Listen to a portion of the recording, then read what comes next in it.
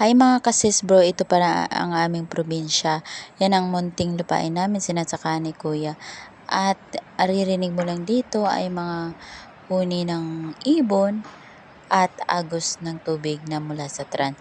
Sa iba pa kasi dyan tran ng mga kasis bro, at saka hindi makikita kasi may nakaharang na mga kahoy at may malaking balitin na dyan.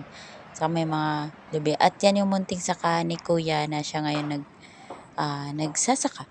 At mga kasis bro, pasok tayo sa aming kubo na bahay na ngayon ay ang tumira lang dyan ay ang aking ina at ang dalawang kapatid, at sometime nagtitipo-tipo naman yung mga iba kong kapatid tuwing Sunday at Saturday.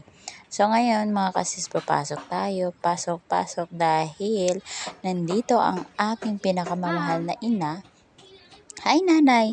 Ngayon nagluluto kasi sila ng umagahan o tanghalian ba yan? Yan ang ulam nila. Ay, hindi ulam. Ang piniprepare pa ni nanay. Palaya yata yan. Malaking hiwa.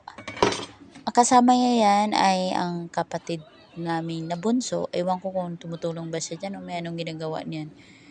At papasok tayo mga kasispo sa aming kubo. Yan po ay mga pamangkin ko dyan nanonood ng TV.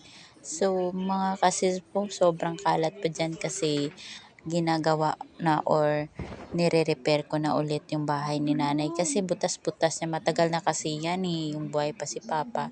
So ngayon gusto ko siya i-repair, kaya lang sobrang kalat. Yan na para kay mama.